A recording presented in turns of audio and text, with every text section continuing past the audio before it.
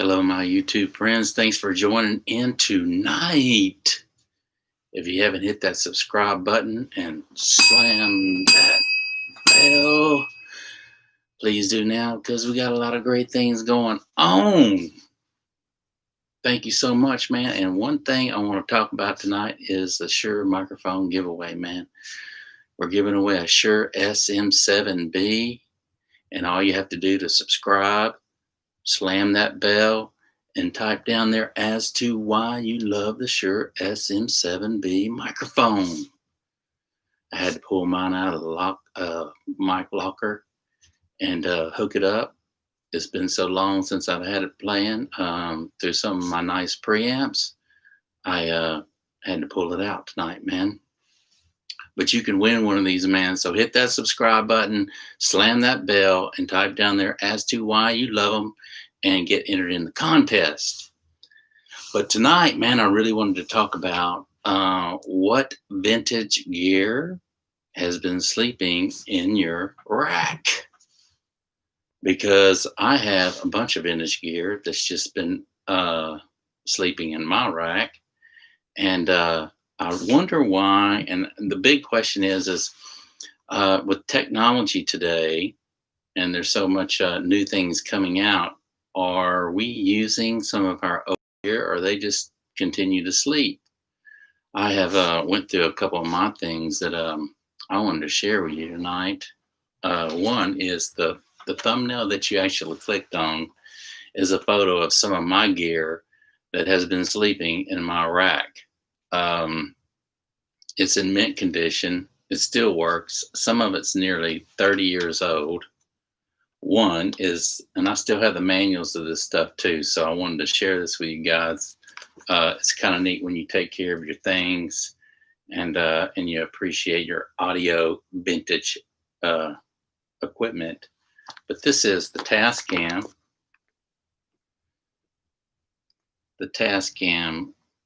MK3 or 2 actually tape deck. This is the manual to it. I still got it, man.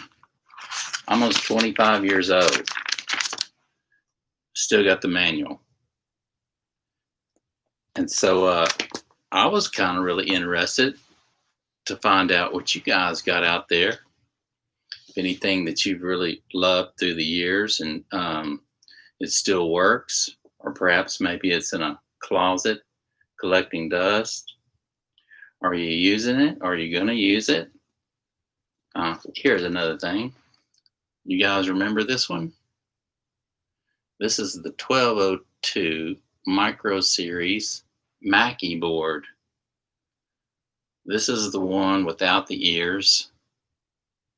And this one, I want to say it might be around 23 years old, or maybe a little older. Greg Mackey actually made this board. He was the one making Tapco mixers that was real popular in the early 70s. And anyway, I still got this board. Every channel still works, and it sounds pristine. Yet it just sits in my rack. I think I even have a picture of it here, man. Let's see if I took a picture. Let's see if I can find it, man. Let's see here. I want to show this to you guys because it's kind of neat when you can kind of keep your old gear. Now I might use it for something live someday, but I don't really think I'll use it. Here's the Mackie board still in my rack that I don't use. It's sleeping. It's been sleeping. But I like old gear. It's it still works. And I gave a bunch of it to my son. I had a bunch of old it's vintage now, but a bunch of old reverb units and basically, I want to say reverb units. Yeah. And I had, what was the name of that one that I gave him that in Sonic came out with a, I don't know. It seemed like they were doing some keyboard stuff at the time. And then they came out with a nice digital reverb and delay unit. And that thing it probably still works, but I think the power supply went out on it. But I gave my son a bunch of old stuff, and I really want to get in touch with him and see if he's got some of that stuff and what he plans on doing with it. But here's another piece that I wonder if studios are still using it. It's the Tascam DA38. Show you this baby. Still got the manual, and it's the one that it's the picture in the thumbnail, the one that you clicked on. Still got the manual to it. It's been tucked away in my filing cabinet. And so my question is any of you guys still using this? And if so, I would love to let me in on it, man. Because I know that, you can link all these together. So even though it's just 8 tracks right there, this was the thing, man. This was the thing to have when they came out with these. The DA38, I think they have a 98, an 88. But it's definitely, it was definitely the DAT machine to record on. You have 8 tracks here. You can link them up, and you can link as many as you want to up in sync via remote. So you could have, 16 track, 32 track, or whatever you needed, just by linking these up. So anyway, this was the gear to have, and mine still works fine. I don't know if you can find the tape, these DAT tapes anymore. I haven't really looked. It's just like I say, everything. This one's been sleeping, and I probably should turn it on every now and then and just see if it still works. But I do everything in the box now, and so there's no need to use some of this old gear unless I just want the sound that actually, everything kind of has its own little flavor. But if you guys got any old gear out there, I'd love to hear about it. Oh, let's see here. Hang on, guys.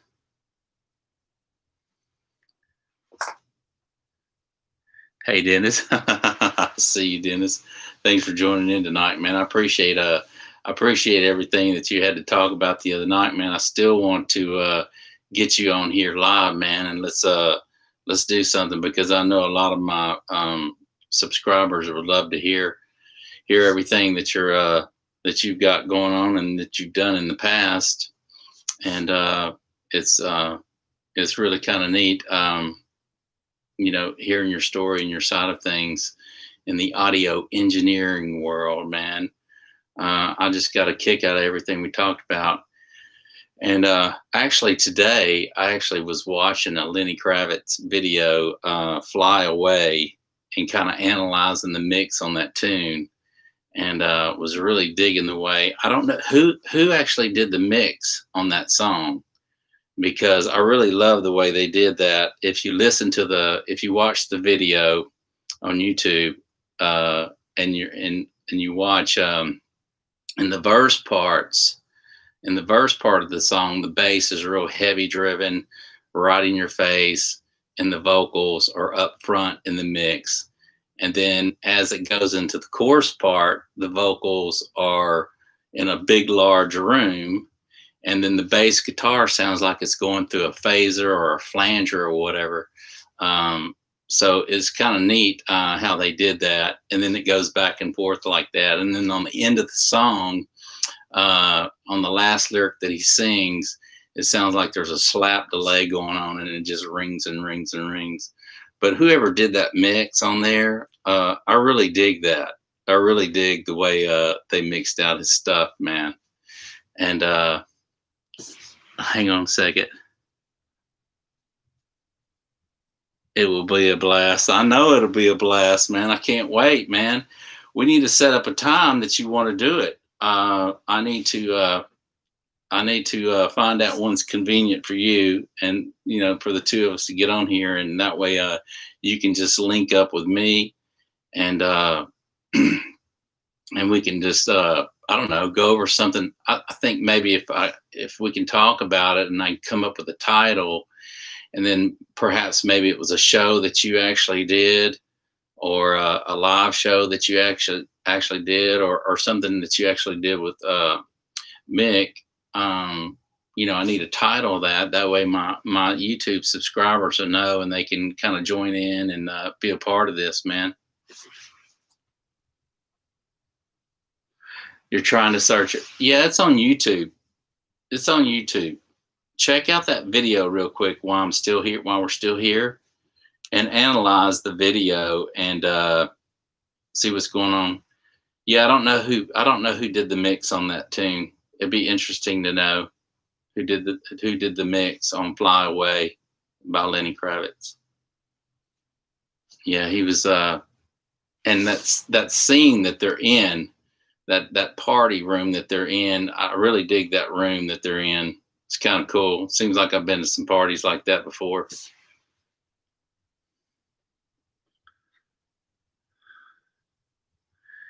Yes, I know. There is a lot we can talk about, and that's why I really want to you and I need to talk. I need to email you.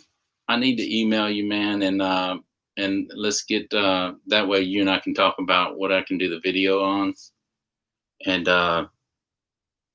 and set up a time. That way everybody can join in, and we can actually um, you know, have some really cool stuff to talk about, man. Because I know you got a lot of cool stuff to talk about, and like I say, my subscribers would love to hear it, man.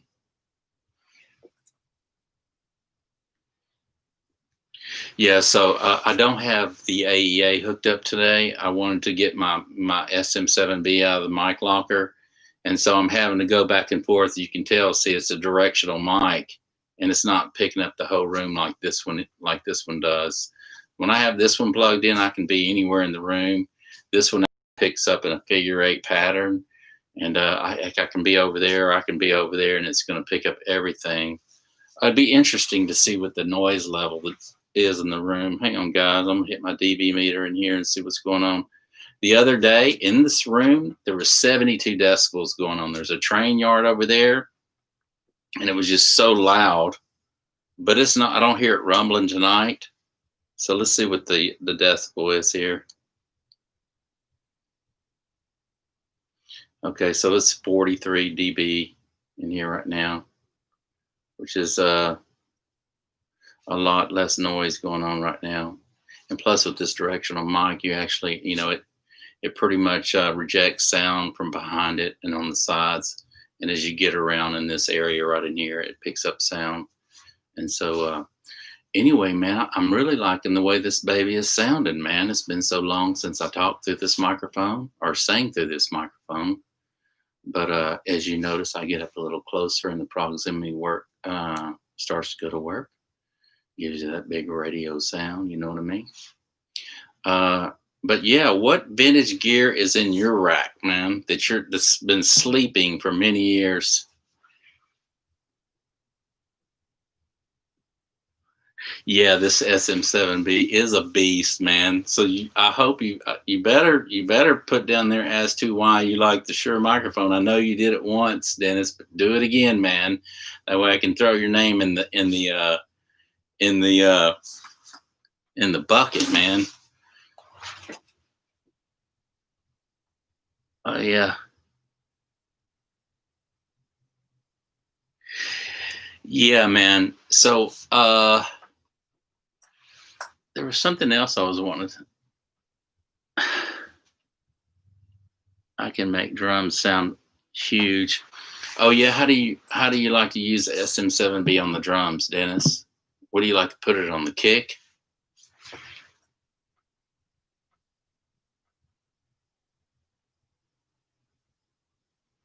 Hey, Bull Todd, thanks for joining in tonight. I appreciate you being here, man. Mr. Product Review, everybody, thank y'all for being in here tonight, man. Floor toms, wow. I guess I would have thought that, but what do you put on the kick then? The AKG, what is it, the D11? I can't remember. So I used to have that old AKG floor mic. I forget, it was the D something. I forget what it was. It was the square one, the big square. It was before I actually had the bullet one too. The D12E. Okay. Right. Right. Yeah, that mic really really sounded good. Do you like putting it in the do you like putting that mic, the D12, inside it or on the outside of it, of the skin?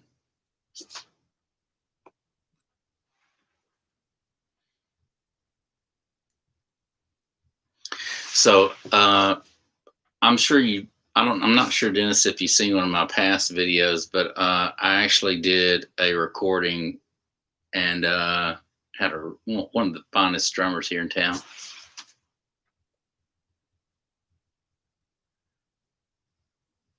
Depends on the actual drum player style.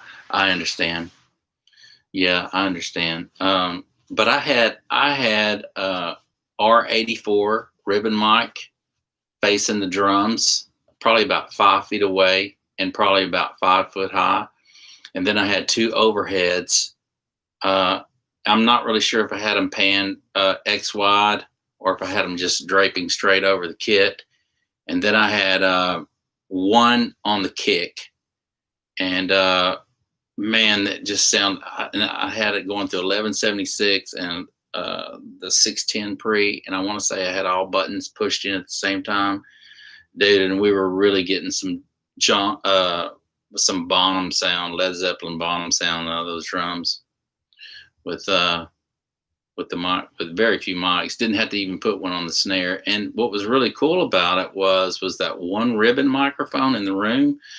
After muting the other mics, it just sounded like you were standing right there in front of the drums. It really had a realism to the whole kit and a nice balance.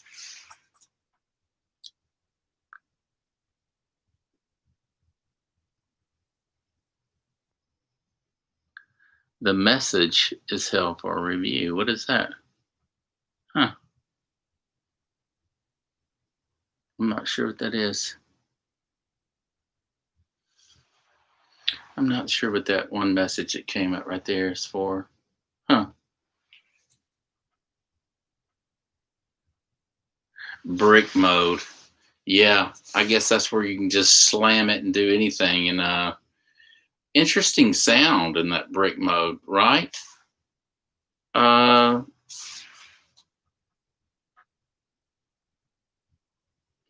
Yeah, Bull Tie, the Telefunken U47 is a beast. So I was looking at one today that someone had posted, that Telefunken on. It was the long body U47, and it was actually the Neumann U47 with the original VF14M tube in there. And I wanted to mention, Dennis, that if you look in that video, Fly Away, I want to say is it Fly Away or is it the one? Yeah, I want to say it was Fly Away. He's singing through a Neumann U47. No, it ain't Fly Away. It's the song that you mentioned to me the other night. The other popular song that he did.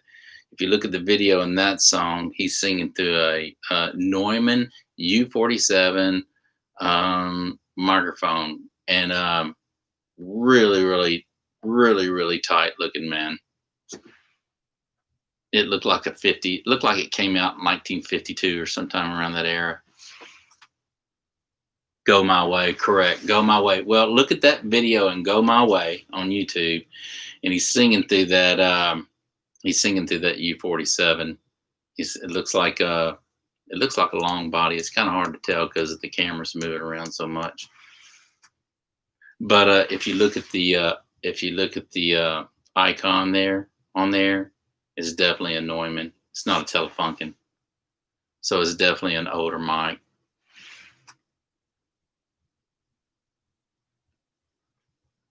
Yeah. So what kind of mics do you like to use on your overheads, Dennis?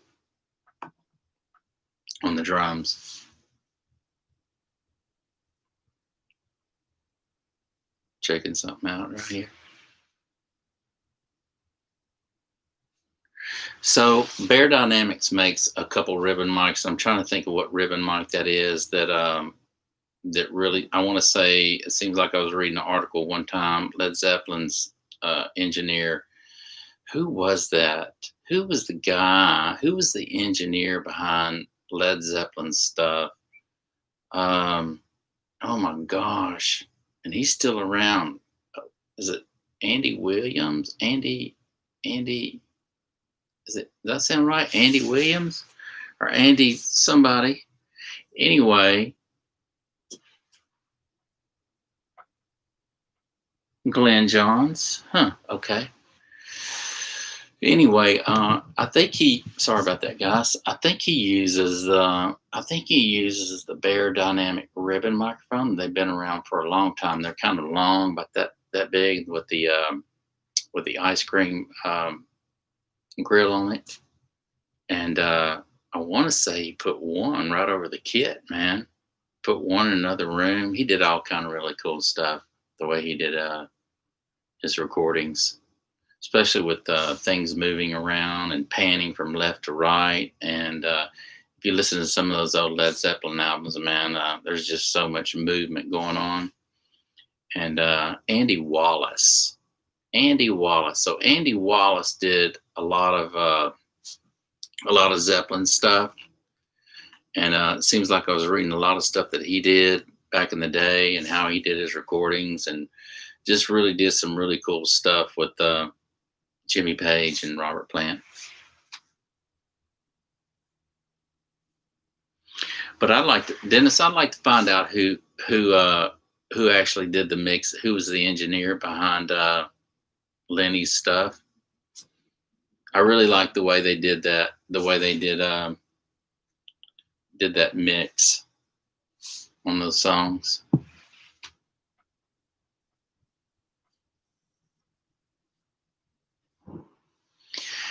So what vintage gear do you have in your closet, man? Andy Wallace didn't work with Zeppelin?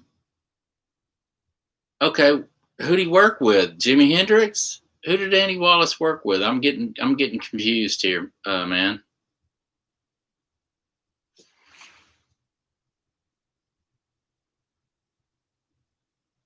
Oh, you're still searching, Lenny. Cool. Thank you, man. I appreciate it.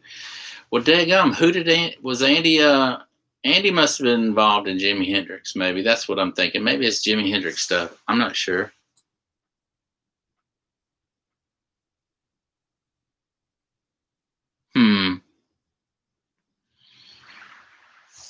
I don't know, man. Or maybe I'm thinking not Andy Wallace, man. I'm thinking of oh gosh, Kramer. Kramer's his last name that worked with Led Zeppelin. Eddie Kramer. That's correct. Okay, so Eddie Kramer worked with Hendrix, and didn't Eddie Kramer work with Led Zeppelin as well? He's really cool. He looks like a really cool guy, man. It seems like not only did I read tons about Eddie Kramer in Mix magazine, but he also did shows to where he would teach his methods and how he liked to move things around in the mix. See, yeah, okay, I'm getting Andy Wallace and Eddie Kramer mixed up. Man, those magazines are, 20 years old that I was reading from? But Eddie Kramer is the one that I'm thinking of with Led Zeppelin, yeah. Man, and if you listen to those mixes, outstanding, man. How things move around. The rhythm guitar might be on the right side and the lead over here, and then all of a sudden things just move around. Now they're on the opposite side of the stage. Just really cool stuff moving in and out of the mix, delays and different time delays on the voice. You might say, hey, and just be a slap back delay and continue on or whatever. I like trying to pay attention to those things and to see what they're doing. A lot of times I'll just analyze, I'll listen to the song and I appreciate the song for what it is, but I also try to just hear what they're doing. What is the engineer doing? Maybe what they're adding to this to do the build on the song, to see how the song builds, and then when they're adding different elements in the song, And I always like to try to do that. I just think it helps me get to be a better mixer. Oh, he did Kiss too? Wow. I didn't know he did Kiss. What kind of board? Do you know what kind of board, mixing board Andy liked to use? I'm not Andy. Eddie Kramer liked to use, or what he mixed Zeppelin through. It wasn't a Trident, was it?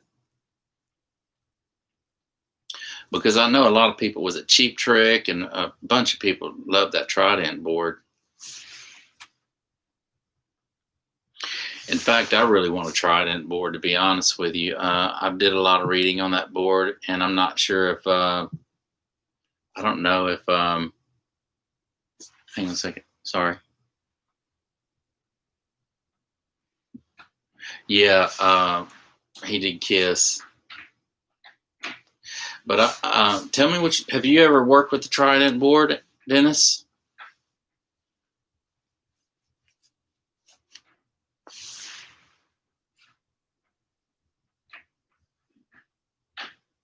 Yes. Yeah, Eddie. Yeah, I really like the way those Tridents. Who else mixed through Trident? The Who. There's just a bunch of different albums out there that people use the Trident.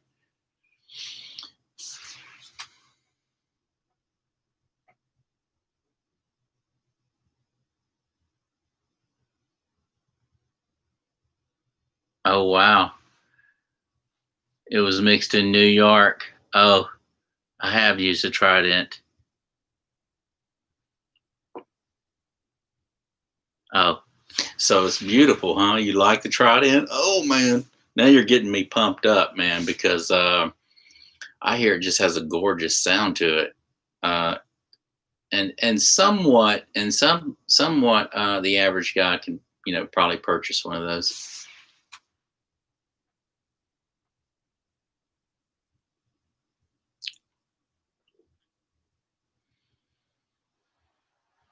So out of the API, if you had a choice to mix them, they do. Oh, the newer Triumphs is it's not the same company. So what they do? Sell out?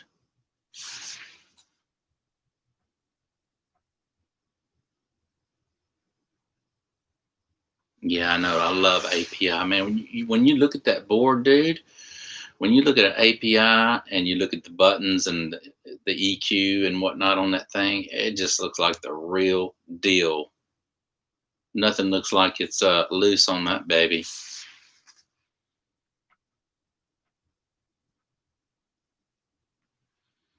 So if you could so if you could mix on the Dennis, if you could mix on the old API, I'm sorry, the old Trident or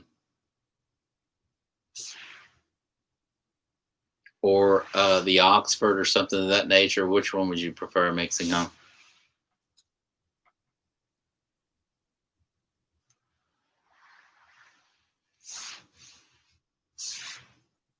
It'd be interesting to have a few of them to go from room to room and with the same tracks mixed out, uh, same same chain on everything in order, and then compare from each board. That'd be kind of neat. That'd be the coolest thing to be able to jump from one board to the next and see what's same monitors, everything, same size room, same everything, just to be able to hear the board, how it adds flavor to the mix.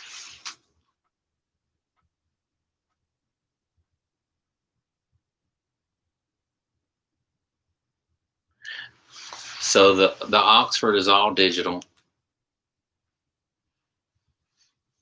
Okay.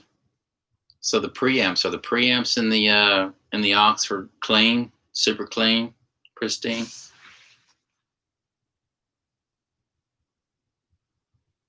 Topped at 48K.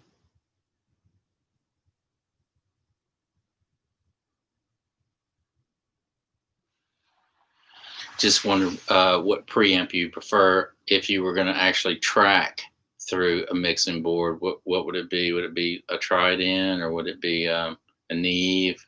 Would it be something of that nature?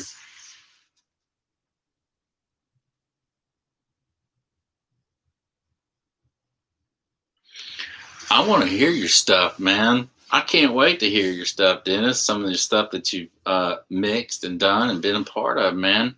I really want us to do. I really want us to talk about your experience with Michael Jackson and Mick and the good times that you had, and who actually, out of all the people that you've been around, who you really enjoyed their company the most. I mean, I know, when you're doing work, you're working, and that's one thing.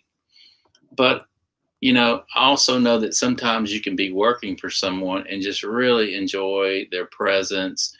And when you leave the day, you just say, man, that they're really good people, and I enjoyed myself.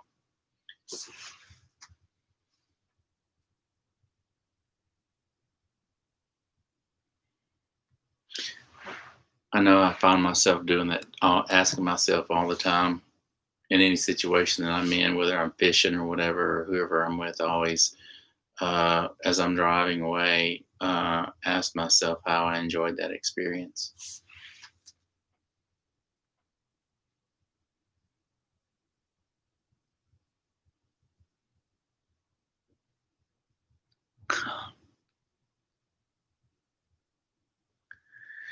You mixed for James Taylor? Are you kidding me? Wow. No, you didn't tell me that, dude. James Taylor is, what's funny you say that is because a lot of my stuff, my writing and stuff kind of sounds like some of his stuff. I'd always get my friends, man, you sound like James Taylor.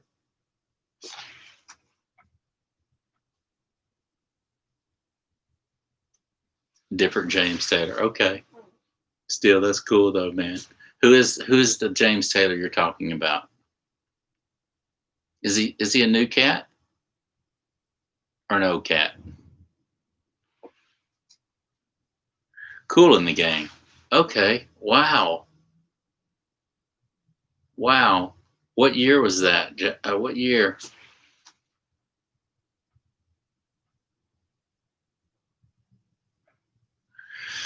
What year was Cool in the Gang, man? That was in the what year was that, man?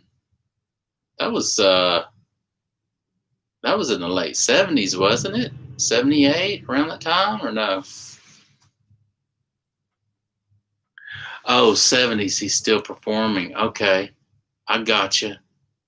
Yeah, it seems like that was some stuff that my brother used to listen to. Man, they were all into the that 70s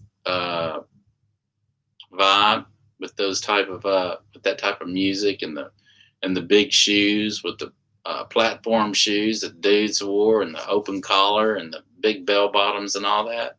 They'd all dance and whatever.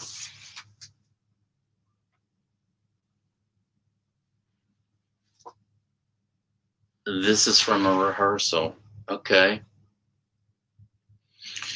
Yeah, man. I want to hear I want to hear it all, man. I want to hear everything. I want to hear it all, man. We just have to sit down one night and get a game plan together, man. I'm gonna write you. I'm gonna write your email.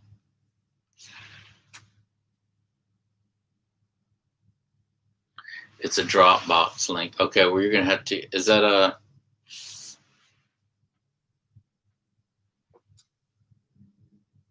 I'm not sure. You need to fill me in on how to check that, dude. In an email or what? Or is that gonna appear on this or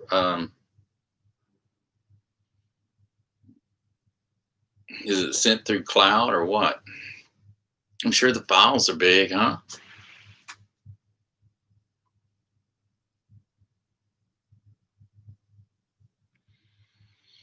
So, what board did you actually mix James Taylor through? Cool in the Game. What board was you using? You remember?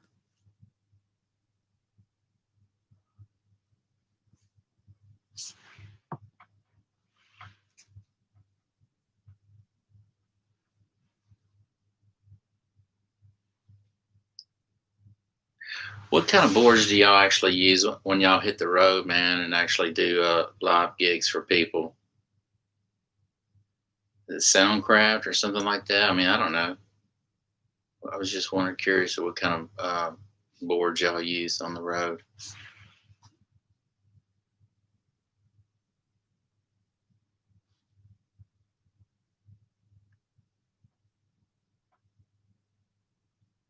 You mixed hybrid?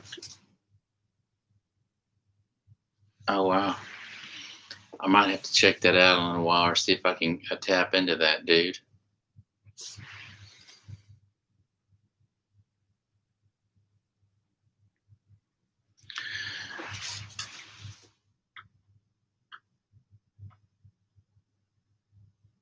PM10 or the SSL L500 Plus. Wow, that SSL, man. I would just, I don't know because I've never used either one of those boards, but guessing, I don't know, man. I kind of want to lean toward the SSL. But maybe you like the Yamaha. I don't know, man. What do you like to mix to better? What's more, I mean, I know they're laid out the same, but what do you like? What do you think sounds better?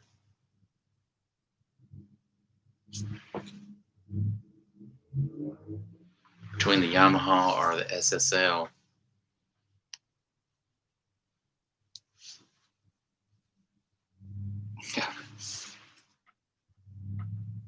If I had to flip a coin and close my eyes and flip a coin, I would probably just, I don't know, something.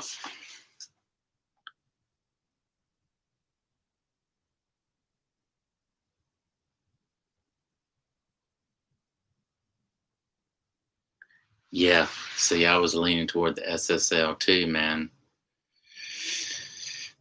I don't know, man. It just seems.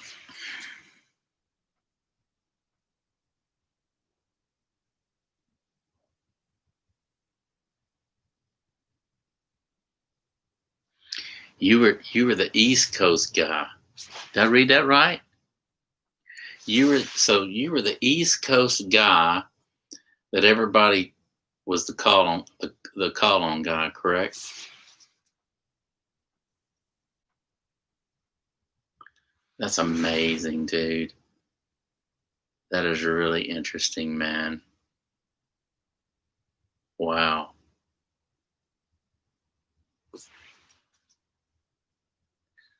So how many years did you train?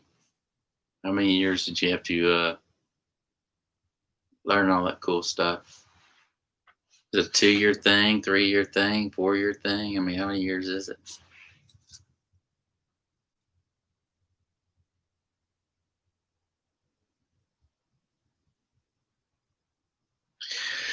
You train the crew a third eye blind and train. Okay, stop right there. Was it train? We were talking last night, man, and I couldn't remember the group in the 90s who Emily Lazar was actually letting them come in her suite and do some tracking. And was it Train that she was doing some tracking for?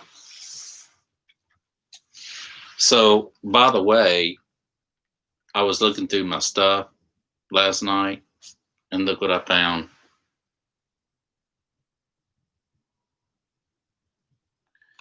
The demo that Emily Lazar mixed for me, and this was her address. It was the Lodge, is where she was at. And the other guy I was thinking of that I couldn't think of, you know how it is when you're trying to think of something and you're hit on the spot and then all of a sudden your mind goes blank. But the other guy was Gene Grimaldi in California at Oasis Mastering. I couldn't think of him for nothing to save my life.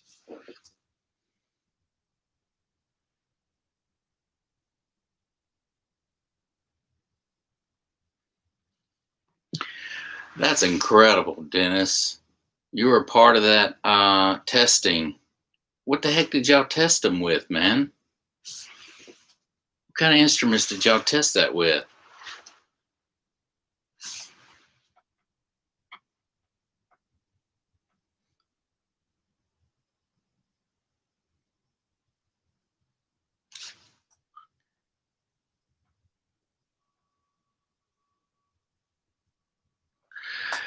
she still runs the lot. She's still there. It seems like I called on her again, or was wanting her to do some other stuff for me, man. And I don't know. I was thinking, I was under the impression she sold out or something, or got married, or went off and just stopped doing that. I don't know.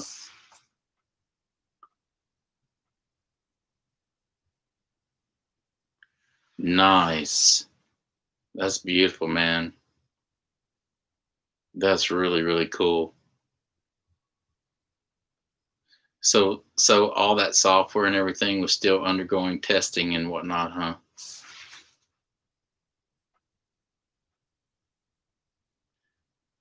So who was she?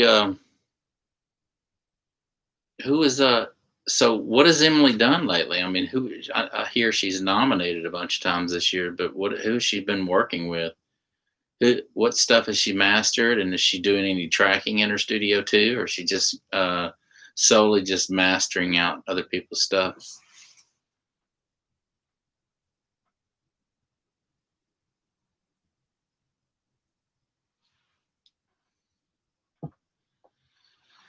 Anyway, man, that was way back in the day. I want to say, let's see, there's a date on that I sent this off to her. Okay, what's funny about this that I didn't tell you? I sent this off as a demo to get mastered by her, and the date that I sent this off to her was 12/2 of 2003. That's how long this has been. Okay, and it was a short little demo. It was 2:25 the time on it, and the name of the tune was "Give Some Love." And she made a mistake, and on the printout here she says, "Give me some love." So I thought that was funny. I never said anything about it, but I just thought it was funny, man.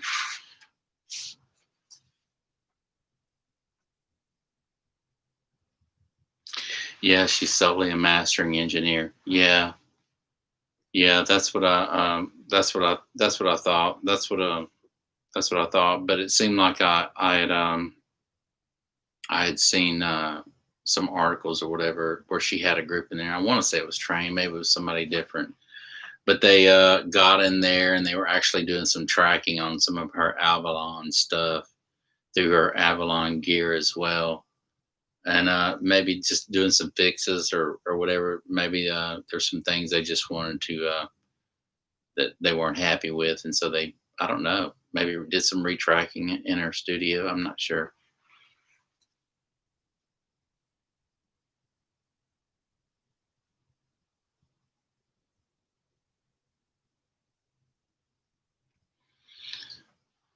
Yeah, that's awesome, man. I didn't know she was still around. That's cool that she is. It's nice to know that. So Dennis, what do you have tucked away, man, that's vintage in your rack? Any old gear? I know you were telling me about that some pieces you had the other night that were preamp mixers.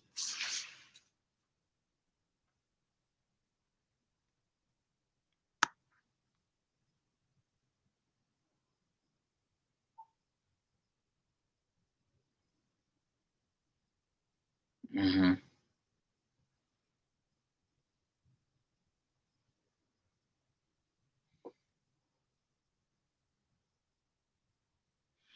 So yeah, we're killing it. Yeah, I know, man. I know, Bull Tie. We're at what is the temperature today, man? I know I've got my jacket on. It's let's see what it is here in Texas. See what the temperature is real quick, guys. Hang in there. It's 52. It's 52 and it's supposed to get down to 39 by 2 a.m. So it's pretty chilly here, man. Where are you Oh, okay. Here's 39. Where are you at, Dennis? Where are you staying at, man, these days? What state? Are you still in Florida or no?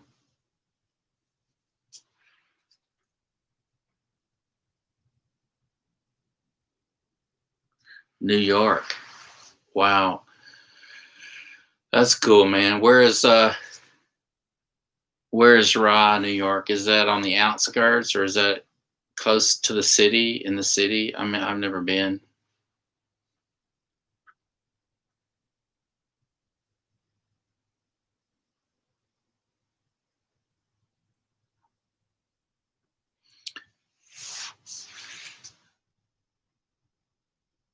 29 miles north of Manhattan. Wow. Wow. So, how long you been living in New York?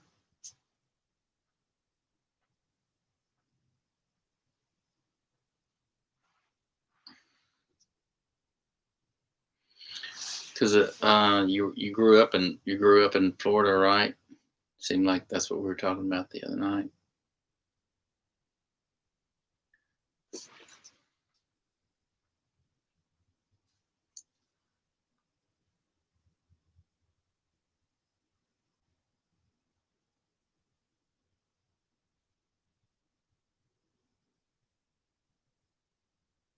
Since 1998. Wow, dude.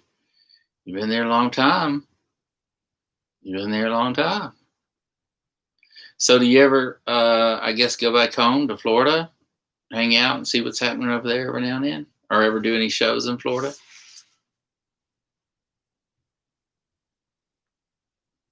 You're in Vegas, huh? Yeah, I know, Product Man. Mr. Product Review. My mom wants to move to Vegas. You love it there. Yeah, she loves Vegas too, man. I've never been to Vegas. I need to get out, man. Get out or what's that saying? What's that saying? Get busy living or get busy dying?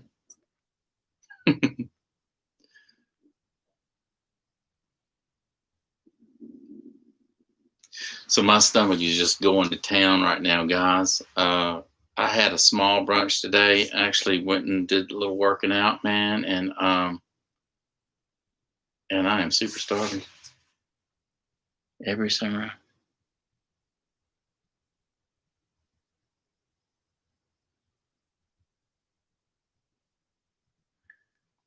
Wow, that's really cool. Have you been doing any work lately with this COVID thing going on?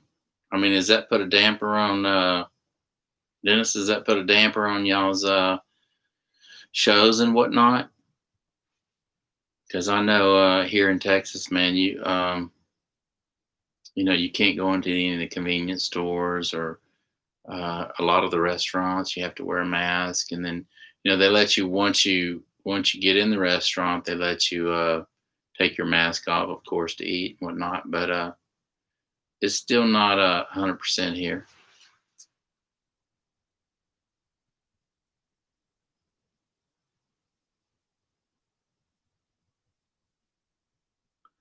Wow, a lot of stuff at home. Yeah, I know. Yeah, I'm ready for things to get back to normal, man. What really is normal? I want to see people smiling in the cars, man. There's people. I see people here in Texas, dude. They're driving in the cars, and they're so scared that they're wearing their mask in the car, and nobody else is in the car.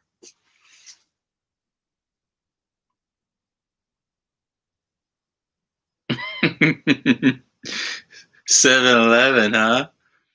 Oh man, those 7-Elevens will kill you, dude. Me and my brother, my oldest brother, I remember being a kid, and he took me everywhere, man. I mean, he took me everywhere to the movie theater, and he was 7 years older than me, so I was like his little tag, and he would take me everywhere. We'd go hit the 7-Eleven, and they had have these hot dogs in there, man, and he would get these hot dogs and bun, and he would just put relish, and he would put, I mean, just everything on this hot dog, and before you know it, it was like stacked that high, man, and he'd stack these hot dogs up with everything on it, onions and chili and all kind of stuff, and you had to like that thing, man. You had to like it. It was so good. And then a big old fountain drink about this big, man. Good times.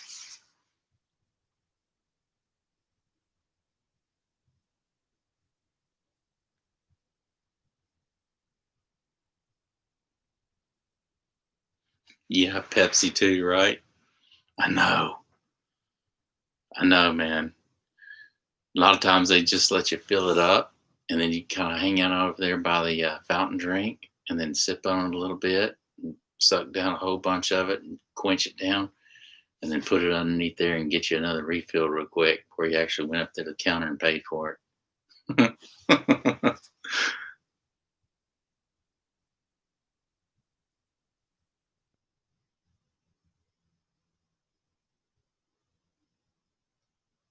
Yeah, I know, man. I hear that is the place to have hot dogs, man. So what is it? Is it the meat? Is it German or what is it? What is it that makes it so good? I mean, I'm sure it's either the way they prepare it or it's already in the meat. I'm not sure.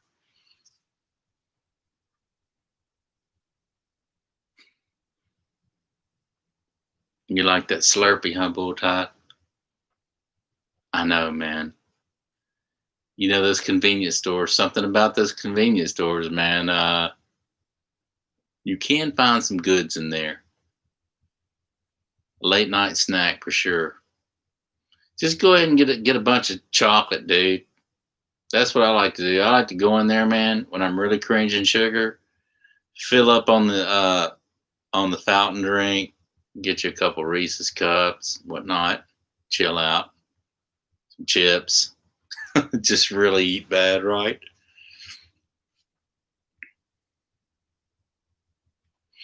Yeah, no, you know what, Dennis? Hey, man, I don't know how much.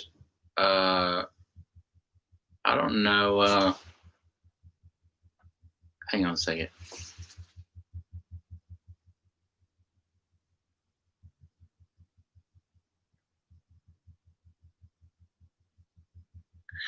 Oh, it's the butcher.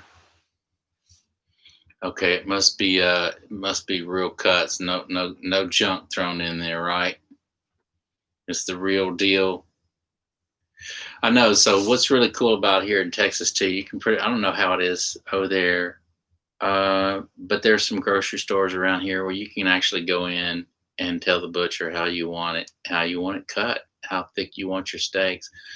My brother went in the other day, man, and he says, I want them 3.5, 4 inches thick. And the guy says, no problem.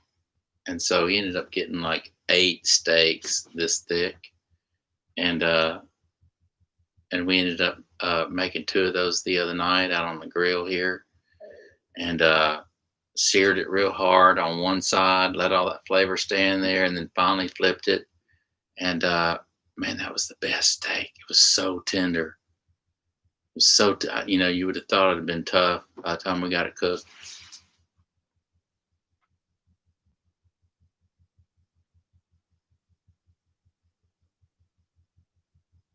Yeah, I know. Texas does have some really cool benefits, man.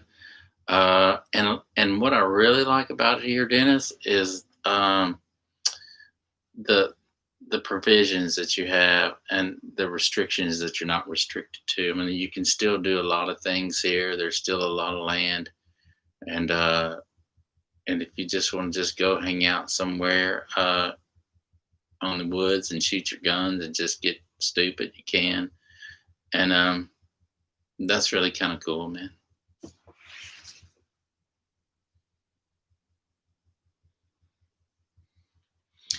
Four wheelers and they call them little mules and things like that. You can get on and ride all night and with your spotlight and just be a kid again, man. You know.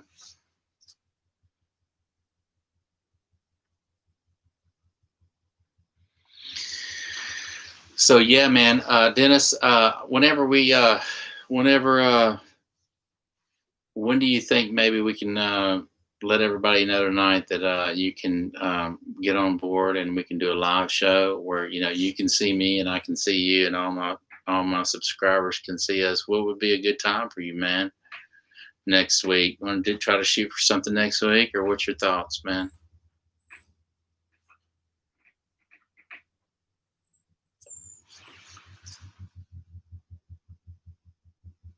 And I'll email you. I'll email you in private, and I'll see if I can't. We can't come up with a title. We can title the video, and I can let my subscribers know you and I are going to be on here. Because man, they were going to hear. They want to hear about some of your favorites, shows that you've done, and how many people were at their shows, and just your experience in the studio. And then not only that, just the people that you've met throughout time and enjoyed conversation with, and was able to work with.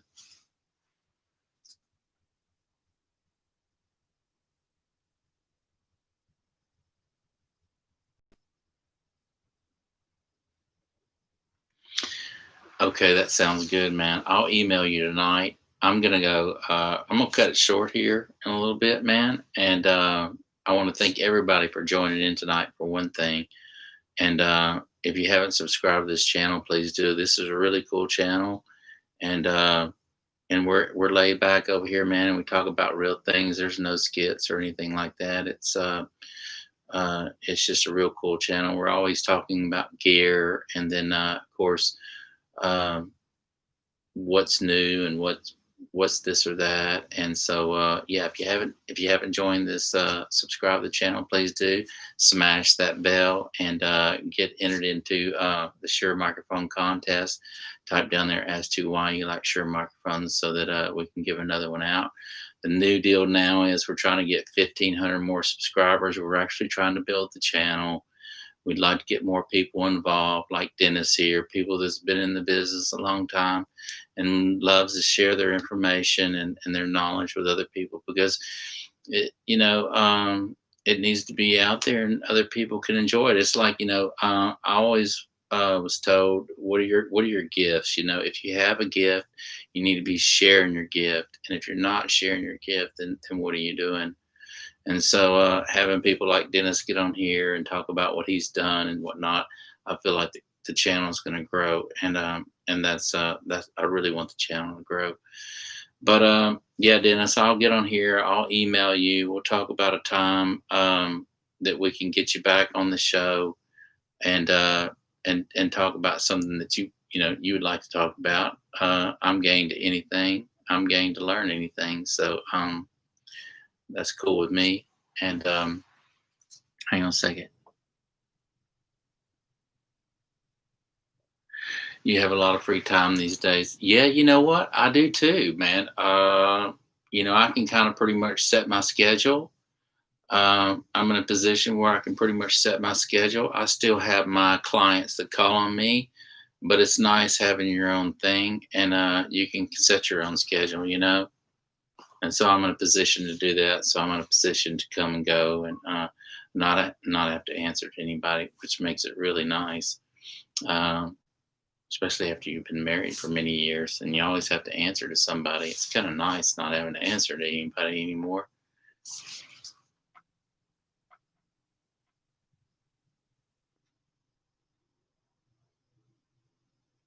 Okay, I got your Gmail right there. I got you, and I'll be sending you some stuff out here. I'll probably let everybody go, and then I'll email you, Dennis. And when I get back from eating, so I'm going to run here. It is going on 6:30, and I don't know if I'm gonna eat a steak tonight or something, but I'm gonna eat something good tonight. I feel like something really good tonight. And then when I get back, I'll email you, and we'll go over whatever you want to talk about, and that way I can have a nice title for everybody to want to join in. And this Be Live thing is really kind of cool. I really need to get. I really need to go over some. I'm not sure how you join in. But once I go live, I think what you do is you click on the link that I paste in the chat box, and that takes you to that actually links us up together, and that way it'll show me in real time and show you in real time, and as we converse, um, everybody else will be able to see us, chatting back and forth. So get you a good microphone out there, man. Get you a good microphone to talk through out there, and let's see if we can make this happen.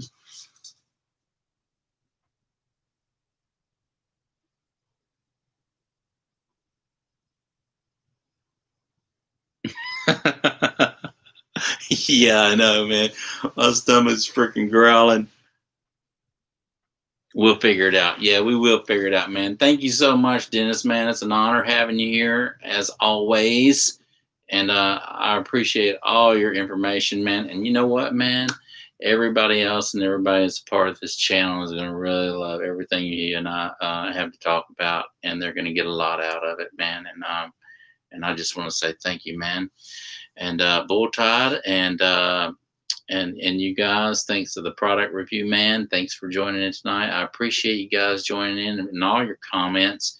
And please leave your comments down there below too, and then that way I can get back with you and answer any questions that I might have missed. It's kind of hard seeing my computer here because it's a 13-inch computer, and my ideal is to I like the live streaming because I don't have to take the video from the camera, download it, do any editing and all that other stuff that takes tons of time. So I like the live streaming. And if I mess up, I mess up. It's no big deal. So you guys have mercy for me.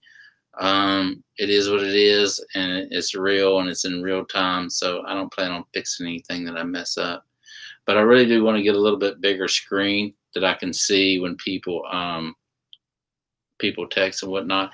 And I have to wear my glasses. This is not just a cool thing. I have to wear because my eyes are real sensitive to light outside and inside. And I have green eyes, so I guess it just lets in light and kills me, man. I can't take the light like I used to when I was younger. So I want to get a bigger monitor and to where I can sit back in my chair, read what everybody has to say, and without having to move back and forth all the time. But Dennis, man, thank you for joining in tonight, and I will be texting you soon, and we will see you tomorrow.